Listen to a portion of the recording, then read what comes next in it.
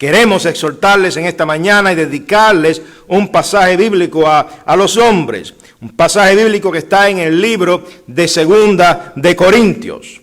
Y lo vamos a hacer bajo el título de 5 imperativos para un hombre de familia. 5 imperativos para un hombre de familia. Le puse hombre de familia porque eso puede ser para padres o no, los que no tengan hijos. También los futuros padres, los jóvenes, aquellos que están buscando novias, aquellos que tienen novias, todos. Y los niños aún van a crecer y van a formar familias. Así que este pasaje es para todos los hombres. Y queremos decirle que no es un pasaje que es específicamente escrito para los hombres. No lo es. Fue escrito para una congregación, para una iglesia en una ciudad, a los Corintios. Sí, fue una carta muy controversial porque llevaba temas en ella que no eran los temas más agradables que uno quisiera escuchar. Era para una iglesia supuestamente muy espiritual, pero a la misma vez muy carnal. En un mundo muy perverso de mucha idolatría, donde aún la comida, las cosas que se conseguían en las plazas, mucho venía de los cultos idólatras, de la idolatría, la adoración a las imágenes de los dioses, aquellos dioses griegos, que eran cientos. Así que queremos decirle que la carta es para toda una congregación, para una iglesia en la iglesia de los Corintios. Y en el capítulo 16 hay 5 imperativos, esa es la realidad, hay 5 imperativos, pero yo he escogido, en verdad hay 6, pero yo he escogido 5 para los hombres. Así que yo les invito a buscar en Primera de Corintios capítulo 16, dice así, a partir del versículo 13. Velad, estad firmes en la fe, portaos varonilmente y esforzaos. Todas vuestras cosas sean hechas con amor. Hermanos, ya sabéis que la familia de Estéfana es las primicias de Acaya, y que ellos se han dedicado al servicio de los santos. Os ruego que os sujetéis a personas como ellos y a todos los que ayudan y trabajan. Aquí voy a decirles, por el libro, literalmente hay 6 imperativos, pero yo he escogido 5 para los hombres. El sexto, algún día se predicará, es porque no le he querido poner por el tiempo, aunque es aplicable también a los hombres. ¿Y cuáles son esos imperativos? El primero es velad. El segundo es estar firmes en la fe. El tercero, portaos varonilmente. El cuarto, esforzaos. El quinto, todas vuestras cosas sean hechas con amor. El sexto, que no lo vamos a predicar, es un llamado. Versículo 16 dice, os ruego que os sujetéis a personas como ellos. O sea, es un llamado a la iglesia a sujetarse a los que son líderes, en este caso pastor fundador que trabajó con el apóstol Pablo. Eso lo voy a poner a un lado porque quiero enfatizar los primeros 5. No obstante, eso está excelente también, ¿ok? Porque eso es una de las partes esenciales en una iglesia. Okay, en cuanto al liderazgo, al aprecio a los pastores, a los plantadores de iglesia, a los misioneros, etcétera. Así que eso es claro. Yo quiero esforzarme ahora en 5 imperativos.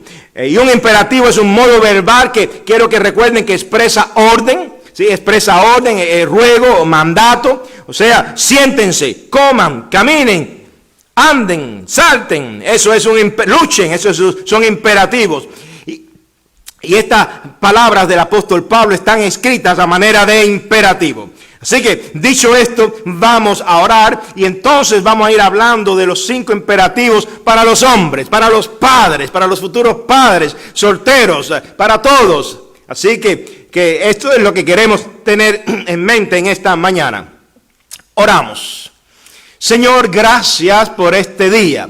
Gracias por este hermoso día, este día de adoración. Gracias porque celebramos hoy el Día de los Padres, pero reconocemos que tú eres el verdadero Padre de todos, Señor. Tú eres nuestro Padre celestial que estás en los cielos, que miras, que nos proteges, que nos guías. Y, Señor, estamos aquí clamándote, humillándonos, Señor, para que podamos aprender de ti, ser imitadores de ti, para ser mejores padres, Señor. Obra, enséñanos a pesar del predicador. Amén.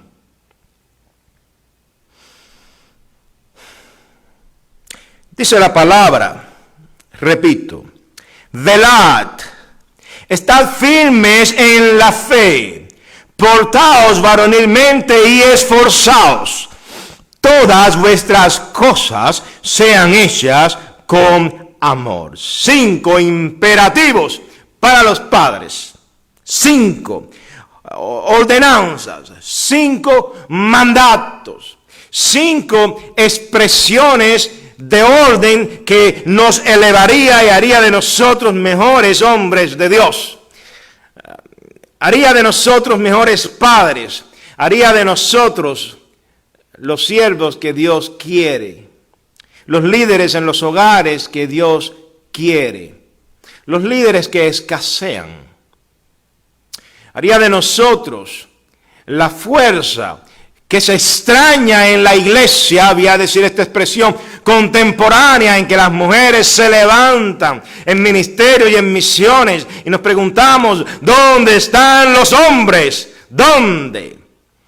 Yo recuerdo un predicador que yo aprecio y escuchaba mucho, que contaba cuando la guerra de independencia aquí en Estados Unidos, la guerra contra la corona, aquella guerra de las colonias, cuando estaban unificándose las colonias y querían independizarse de la corona allá en Inglaterra, y estaban las milicias en lucha, y estaban las tropas norteamericanas de las colonias que se estaban recién formadas con George Washington. Bueno, hubo un pueblo muy reconocido, pero yo no recuerdo qué pueblo fue, donde el pastor del pueblo, al ver lo que había, cogió un fusil y se reunió en la plaza donde estaban reunidos los hombres, porque las mujeres eran más bravas, y puso un golpe con el fusil en el piso y dijo: ¡qué infierno huele! Hay que mover esto como un infierno y hay que luchar. Claro, es un pasaje de la historia norteamericana difícil.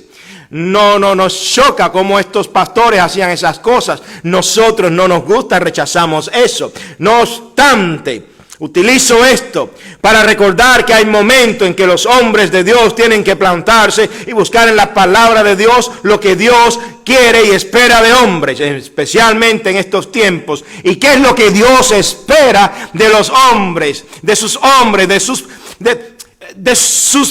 padres, de los futuros padres? ¿Qué es lo que espera? Lo primero que espera es que sean padres y hombres vigilantes. Dice el pasaje, velad. Es la exhortación del apóstol Pablo para una iglesia, pero que aunque el mensaje original del pasaje es para toda una congregación, para la iglesia de una ciudad, nosotros lo queremos aplicar hoy a los padres, a los hombres, y el llamado es: hombres, velemos, velad, velad.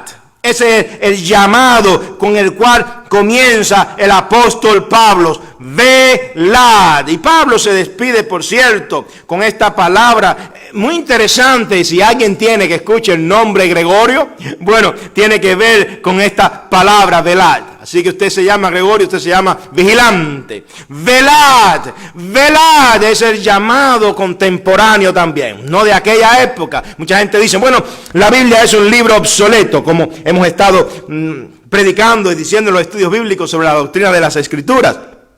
Muchos piensan que es un libro obsoleto, y tanto es así que el anuncio de muchas iglesias es: vengan, que la predicación es contemporánea.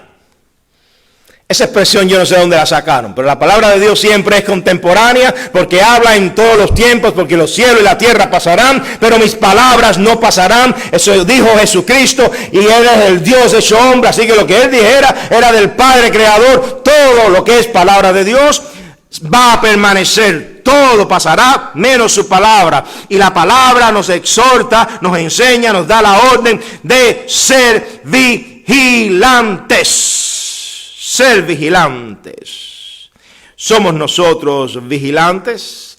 Ese es el llamado del momento. ¿De qué hay o en qué hay que vigilar? ¿En qué momentos hay que vigilar? ¿En qué circunstancias hay que vigilar? Yo quisiera sugerir algunos pasajes y algunas enseñanzas bíblicas. La palabra de Dios nos dice, y voy a comenzar con el mismo Jesucristo.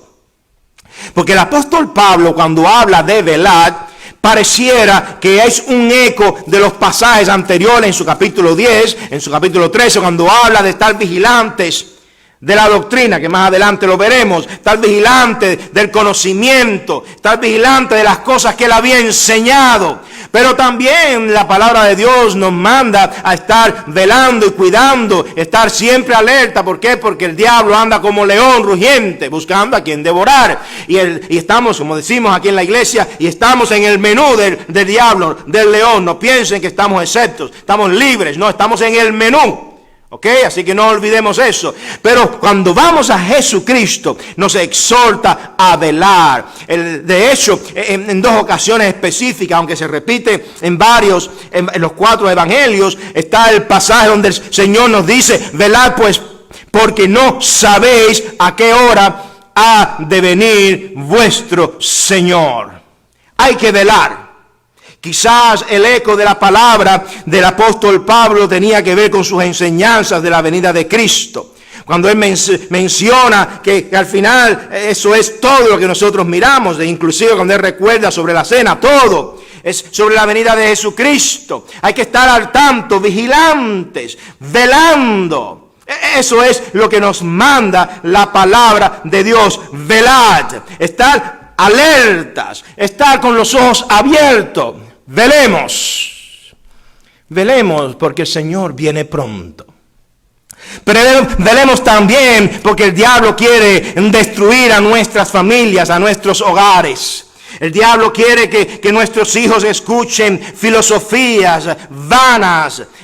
Lo que el apóstol Pablo se refiere a filosofías vanas y huecas, cosas sutiles que van destruyendo. Eso es lo que el diablo quiere y utiliza al mundo, pero también utiliza a las confusiones, nuestra mente, que cuando uno busca del espíritu que se enreda y empieza a mirar y enfocarse en donde no tiene que enfocarse. Por eso el apóstol Pablo dice, velad.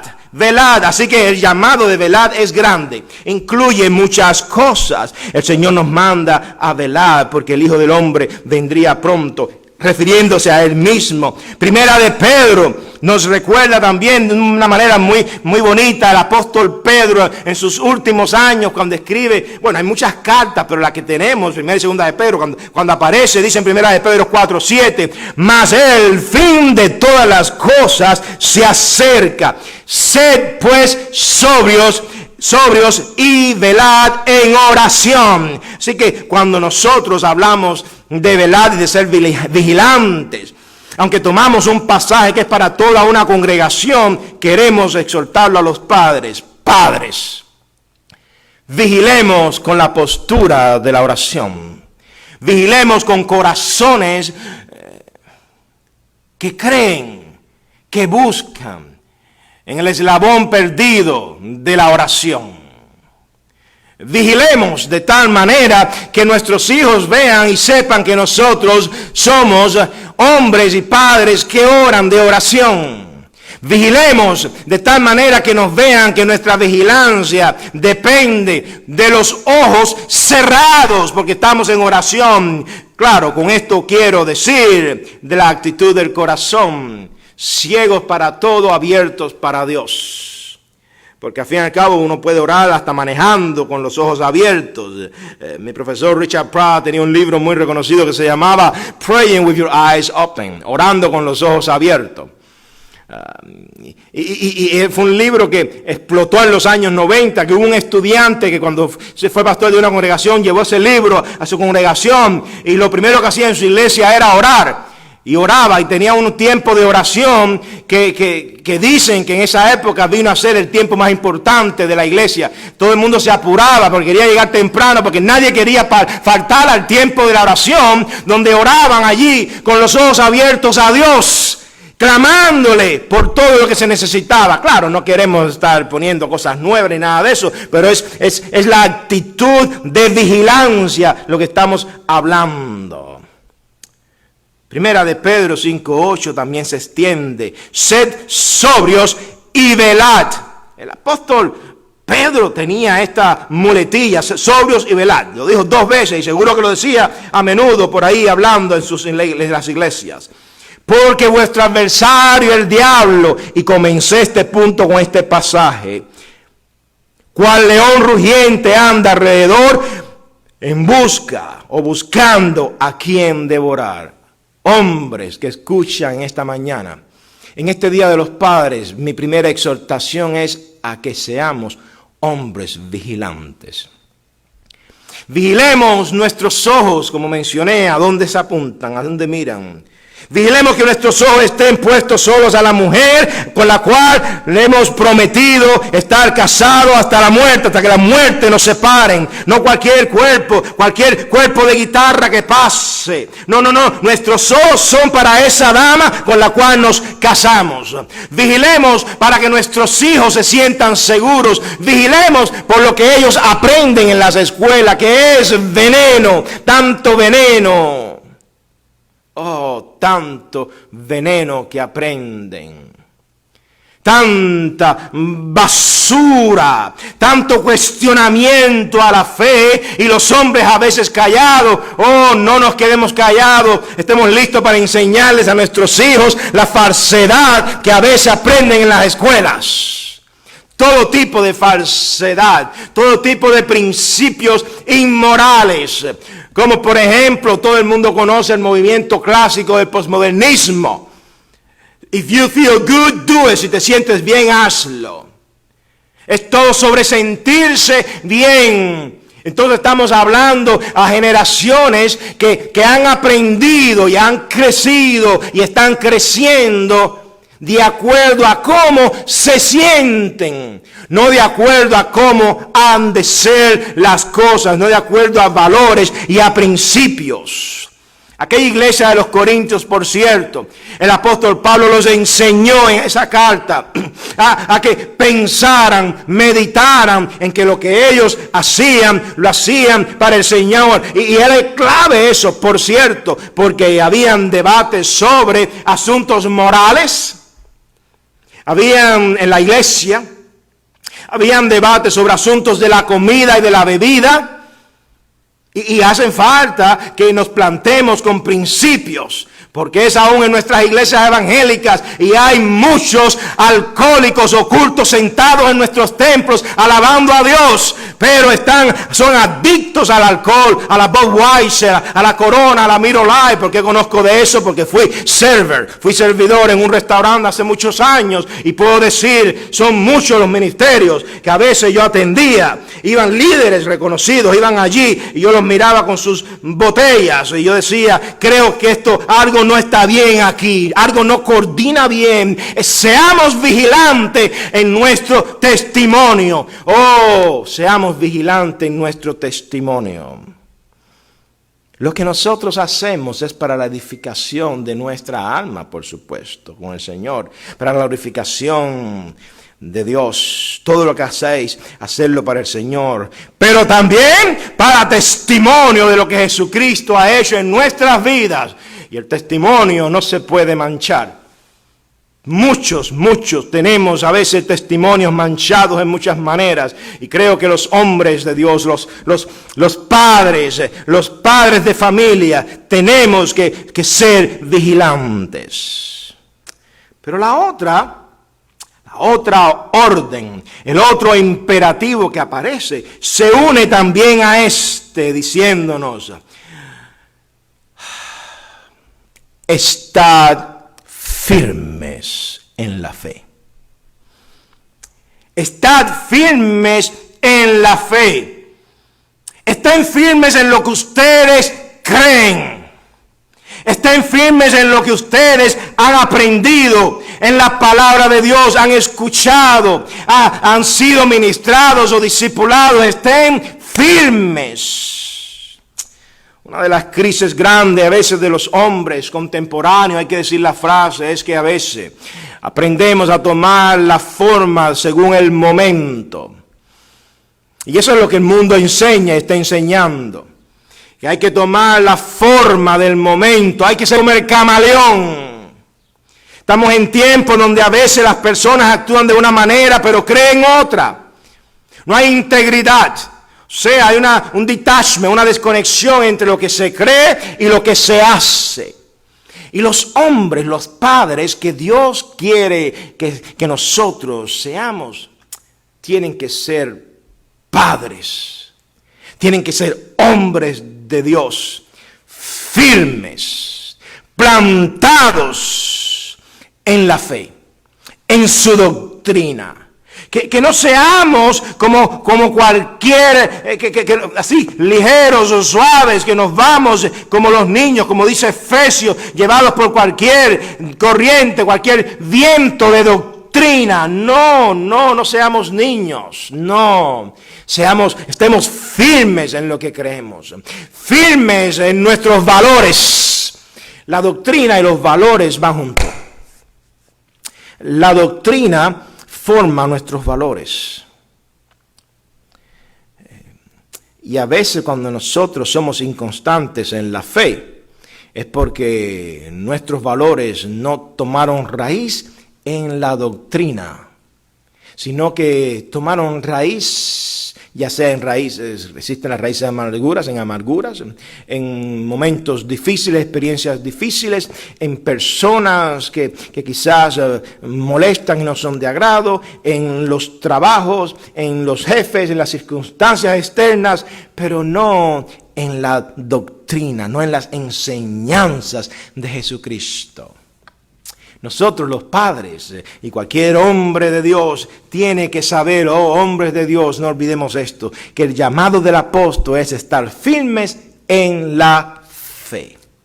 Estar firmes en los principios de la doctrina. Estar firmes, que por cierto significa también ser estables. En otras palabras, pudiéramos decir que este pasaje, en este segundo imperativo, se le está diciendo a los hombres, si tomamos esa aplicación para los hombres, aunque es para toda la iglesia, para los hombres. El apóstol está diciendo, sean estables. Es difícil ser estable. Y no hay nada mejor que ser estable. Uno puede tener ciertas variaciones, pero los hombres no pueden ser así. Los hombres tienen que ponerse en las manos de Dios de tal manera que tengan principios y valores estables, que se sepa. No pueden ser que actúen de manera inesperada, que uno espere una cosa, pone el indicador para la izquierda y dobla para la derecha. O por cierto, como es la moda de hoy, pone el indicador para la derecha, pero dobla hacia la izquierda. Y se van con principios y doctrinas extrañas de hombres. Hombres que han destruido las naciones con fanatismos e ideas paganas. Paganas, porque todo lo que sea o esté fuera de las Escrituras es paganismo. Sea filosofía o sea religión, lo que sea. Estemos firmes en la fe, firmes en los principios que hemos aprendido, firmes y estables, que haya estabilidad y no seamos llevados como niños. Y si es posible, pues también que seamos firmes también a pesar de los problemas difíciles en nuestras vidas. Me llama la atención en Hechos capítulo 4, cuando Pedro y Juan fueron perseguidos o torturados por el milagro, más la predicación que hicieron. Ustedes pueden leer el pasaje ese. Pero cuando los juzgaron, etcétera, dice que dijeron, porque nosotros no podemos dejar de decir lo que hemos visto y oído. No podemos dejar de decir lo que hemos visto y oído. Para estar firmes en la fe hay que ser padres que hayan visto y escuchado lo que Dios hace y que lo hayan experimentado, cambios, un nuevo nacimiento. Y con esto vi calentando un poquito los motores, porque ser vigilante es una gran meta. Pero ser vigilantes sin conocer nuestros principios y doctrinas y plantarse en lo que creemos sería un fracaso. Y es ahí quizás donde sale el contexto del apóstol Pablo. Pero no se queda ahí. Dice el pasaje, y sigue exponiendo su llamado, su exhortación, sus imperativos, diciendo uno que pasa a la historia como uno de los más interesantes, o probablemente en cuestión de género, el más interesante en las Escrituras. Dice, portaos varonilmente. Portaos varonilmente. Este es uno de los pasajes o de las palabras más interesantes en la Biblia, porque quiero decirles algo, hermanos. Les voy a decir algo. En los textos griegos, aquí no hay una frase, hay una palabra compuesta, pero una palabra hecha como imperativo. Y la palabra tiene que ver con la palabra hombre, de andró, hombre. Y es interesante porque entonces pudiéramos traducirlo de una manera que no es muy común. El apóstol Pablo le está diciendo a los corintios, hombrense, háganse hombres, sean hombres. Y uno se pregunta, pero el apóstol Pablo, ¿cómo puede decirle eso a una iglesia?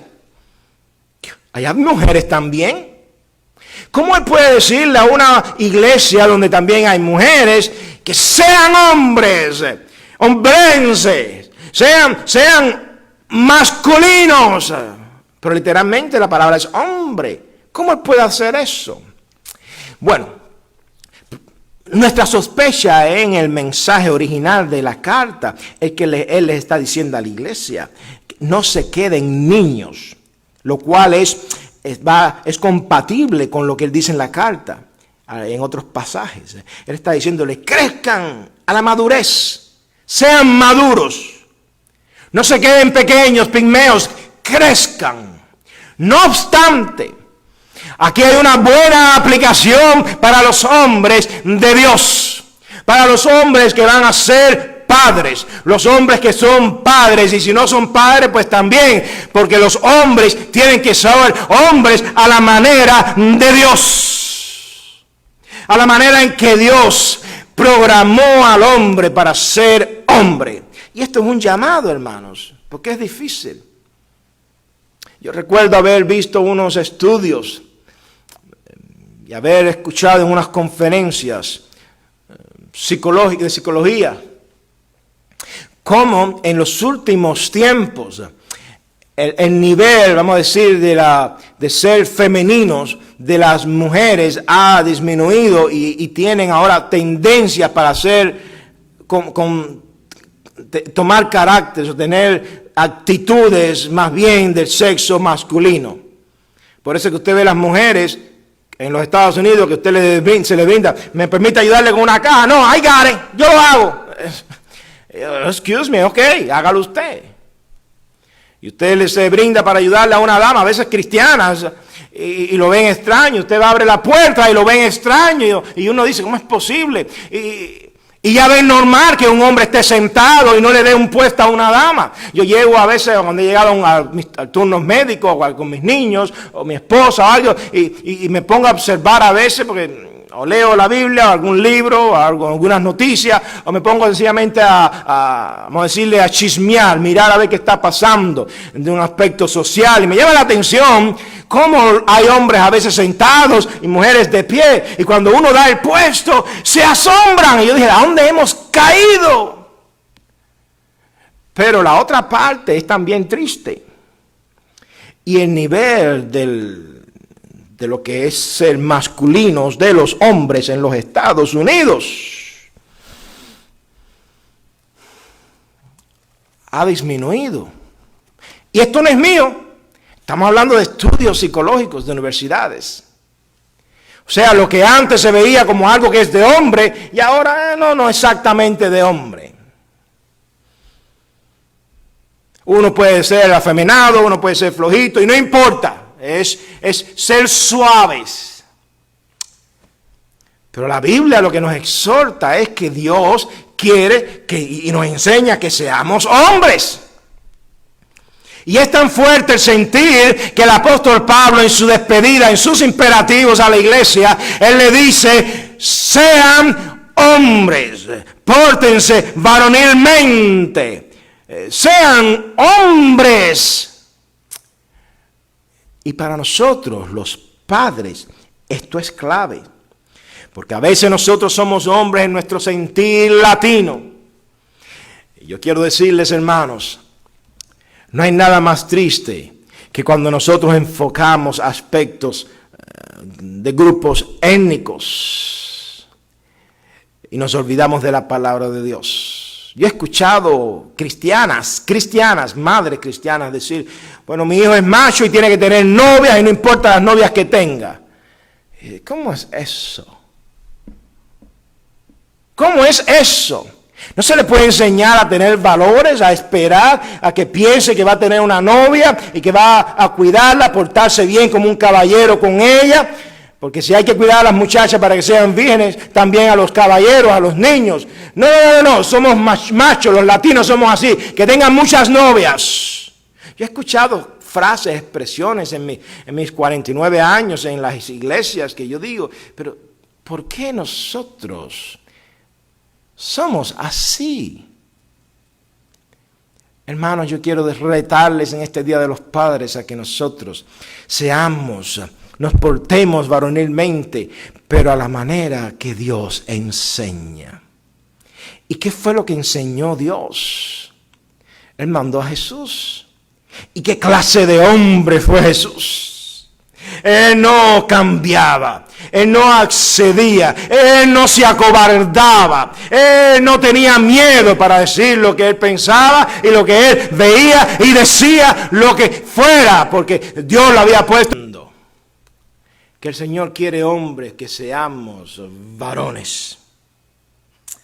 Dice Ezequiel, el profeta Ezequiel, allí en 22:30, un pasaje muy conocido, pero es bueno recordarlo. Busqué entre ellos, eso es Dios a través del profeta, un hombre que hiciese vallado y que se pusiese en la brecha delante de mí, porque el mundo era muy pecador, y es a favor de la tierra, o sea, intercediendo para que yo no la destruyese, y no lo hallé. No lo hallé. Dios busca hombres que sean de valor y que intercedan. Por cierto, hay traducciones que a la expresión o a la palabra portados varonilmente la han traducido como sean valientes. Suena bien, pero no es lo literal. No lo es. Con respeto a las traducciones y a lo que quieran decir, tienen sus explicaciones del por qué lo hacen, pero no, aquí dice literalmente, sean hombres. Guste o no, lo dice ahí. Se lo está diciendo a una iglesia, incluye aún a las mujeres, refiriéndose a que ellas sean personas también que se planten, lo cual hace y nos permite entender que es una palabra idiomática en esa época para referirse a plantarse, a firmeza. Por eso muchos dicen hay que traducirlo como sean valientes, pero literalmente es sean hombres, sean varoniles, porque Dios quiere eso. Dios nos creó para cuidar el jardín, Dios nos creó para cuidar nuestras esposas, Dios nos cuidó de tal manera y nos protegió y nos bendijo de tal manera para que entonces nosotros hiciéramos lo mismo con nuestras familias. Y hace falta hombres así. Proverbios 20 nos dice un versículo muy interesante, del 1 al 6, yo leo solo el 6 al final. Muchos hombres proclaman, cada uno su propia bondad, pero hombre de verdad, ¿quién lo hallará? Es difícil. Mi exhortación el Día de los Padres es que seamos los hombres, los padres que Dios quiere. Que estemos dispuestos a ser esos hombres varoniles que Dios quiere. Hay muchos movimientos allá afuera. Mantengámonos firmes y enseñando lo que un hombre es de acuerdo a la palabra de Dios.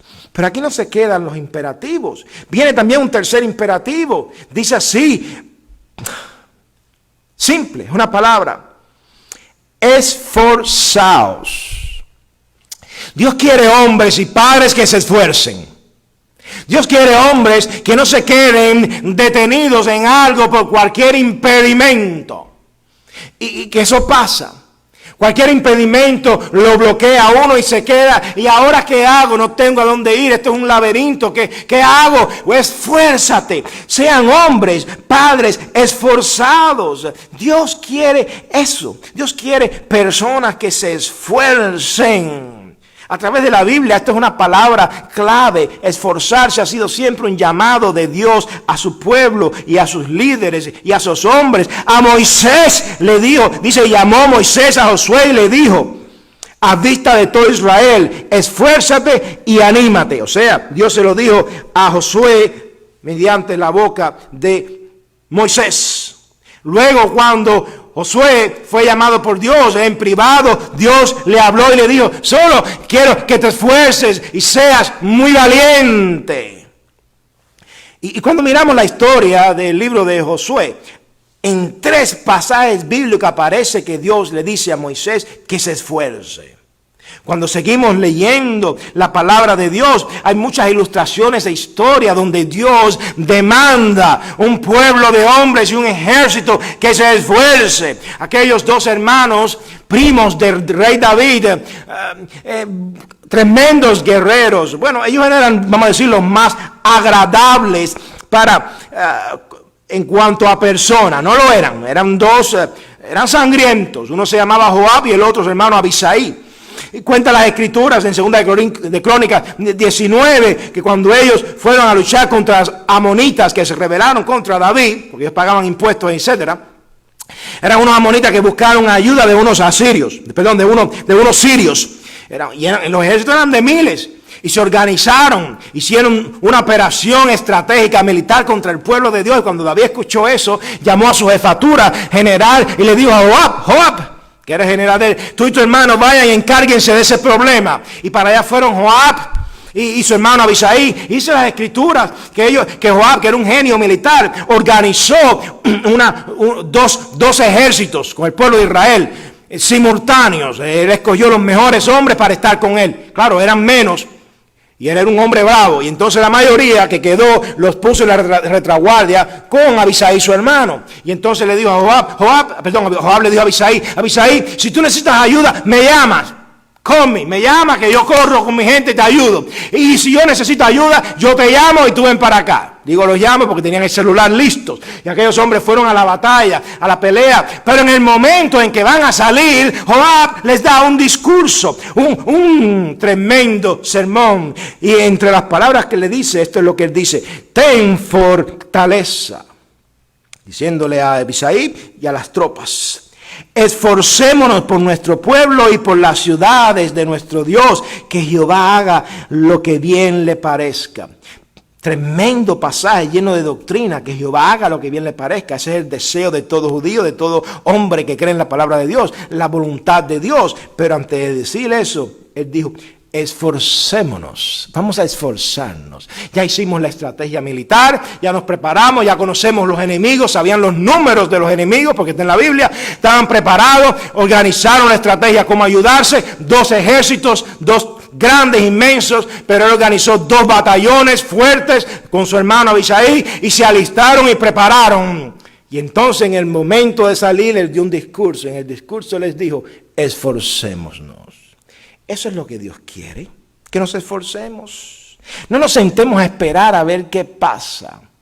Este es un tiempo donde podemos estar acobardados, pero estamos protegiendo las vidas que pastoreamos. Por eso estamos estudiando como iglesia, como equipo, como el cuerpo de Jesucristo en esta iglesia local. ¿Cómo vamos a hacer? Yo quiero decirles algo: para eso hay que esforzarse. Y esto nos lleva a un detalle: para esforzarse no podemos andar desconectados, cada uno con sus propias ideas, cada uno buscando y haciendo lo que quiera. No, vamos a esforzarnos para buscar unión. Vamos a esforzarnos para ver cómo Jesucristo va a hacer con su iglesia en este mundo que está tan corrupto, que hasta han manipulado un virus que nos tiene a todos cogidos así por las orejitas y nos tiene haciendo lo que el diablo quiere. Hay que ponerse en las manos de Dios verdaderamente y orar juntos. Vamos a esforzarnos por orar. Hay tanta vagancia en la oración. Yo soy pastor y a veces me preocupa porque uno quiere decirle a la persona vamos a orar y a veces uno siente un espíritu como de desconfianza. Y eso le pasa a toda la pastoral. No hay un espíritu de oración en los Estados Unidos. Es un espíritu de división. Es un espíritu donde estamos peleando por grupos étnicos. Ayer mataron a un latino y ahorita empiezan los latinos también a hacer bulla. Lo que tienen que hacer es orar. Ponerse en las manos de Dios. Eso es lo que hay que hacer, que Dios traiga su justicia para que esta nación, porque también aquí hay hermanos tremendos. Oh, y dicen los gringos son este y aquello otro. No, hay que tener cuidado porque esta nación y este país ha hecho lo que nuestros países no hicieron por nosotros, excepto que nos fuéramos huyendo. Con hambre, con miseria, devastados muchas familias y este país les recibió. Otros no son recibidos por X razones, pero ya esas cosas se resolverán. Pero lo que hay que hacer es un pueblo que ore y que busque. ¿Pero por qué no se ve eso? Porque no nos esforzamos por buscar lo que Dios quiere que se vea. Pero déjeme decirle una cosa más. El último imperativo. Este es el imperativo más chocante para los hombres. Tiene que ver con amor. No, yo no soy de amor, yo soy macho, yo soy hombre, yo actúo. Yo actúo. Gracias a Dios Jesucristo no fue así. Jesucristo tenía el poder que nadie jamás ha tenido. El diablo. Mira que es tonto. Decirle a Cristo, si te postras, yo te daré todos los reinos. Todo lo que ves será tuyo. Mira que el diablo es tonto. Cristo es el dueño de todo. Él es el creador. Él es el dador de la vida. El dador de la vida caminando entre nosotros, entre la creación. ¿Quién puede comprender eso? Bueno, se hizo hombre.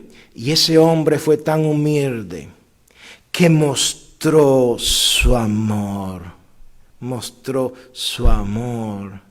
Sus actuaciones eran con amor. Sus actuaciones, él solamente se ponía bravo cuando veía hipocresía. Así que hombres de Dios, ustedes van a chismear y a hablar y a murmurar. No, plántense. No seamos hipócritas. Seamos hombres que muestren amor.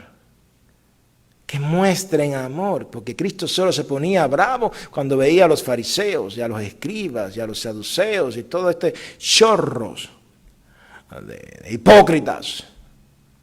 Pero con los demás era solo amor. Él trató a Nicodemo con tanto amor, sabiendo que Nicodemo era un cobarde que fue a verlo a él de noche. Él no lo discriminó, él no lo criticó, él no lo juzgó. Él le dio el mensaje de vida a Nicodemo y luego Nicodemo aparece en otra historia, aún en Hechos. Cuando hablamos de Nicodemo es extraordinario lo que Dios hizo. Luego Jesús se le acercó y mostró su amor con una samaritana. ¿Cuántos de nosotros seríamos capaces? Porque este es un mundo que hace leña de los árboles caídos. Vamos a rescatar a los drogadictos. Vamos a rescatar a los homosexuales. Vamos a rescatar a los ladrones, a los pandilleros. Pero eso sí, si alguien en la iglesia comete un error, vamos a hacerle tierra. ¿Esa es la iglesia contemporánea? No, Jesucristo no era así, se le acercó al samaritana. Luego Jesucristo siguió caminando y se le acercaron pecadores y los sanó. Se sentó a comer con ellos, entró con uno llamado Zaqueo, un ladrón, un pillo, un ladrón, uno que trabajaba para el imperio romano, que tenía a la Palestina, que es el nombre de ellos, Palestina es como una colonia No se le podía llamar Judea, a menos que sea en referencia a provincia. No se le podía llamar pueblo de Dios. No, porque el pueblo no podía ser de Dios, era del César. No, aún el lenguaje era perseguido. Y entonces los romanos decían que los judíos dijeran algunas cosas en sus sinagogas y en el templo, pero tenían que tener cuidado porque aquí Adonai, el Señor, no es el Dios, ese creador que ustedes tienen. Aquí el Adonai es el César, está allá en Roma. Pero a un gobierno así, ¿quién lo sirve? Zaqueo lo sirvió, trabajó para él.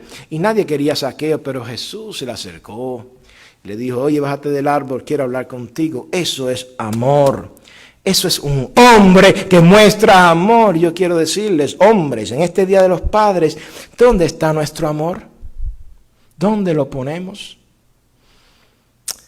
Nuestros hijos necesitan amor. Y necesitan un amor visible. No un amor regañadiente, un amor visible, y más en este tiempo de escasez donde tenemos que la mitad o más de la mitad. Amor. El imperativo es mostrar el amor del Padre. Así que, hermanos, ¿qué hacer entonces? ¿Cuál es el llamado nuestro? ¿Qué hacer en este Día de los Padres? Solamente si viviéramos estos imperativos íbamos a ser padres extraordinarios. Padres extraordinarios. ¿Cómo son los padres extraordinarios? ¿Cómo son los padres que Dios quiere? ¿Cómo son los hombres que Dios quiere? Son hombres que se someten con estos imperativos. Velad. Velad. No vamos a no acceder ante nada. Vamos a velar, vigilar, cuidar. Padres que cuidan. Protegen a sus familias, los protegen dándole doctrina, los protegen con testimonio, los protegen con las enseñanzas bíblicas, los protegen llevándolos a la iglesia, los protegen. Ahora estamos con el lío del virus en los hogares, pero ¿cuántos padres que aman a Cristo supuestamente no se esforzaban para que sus hijos participaran? Oh padres, vamos a mostrar esa protección.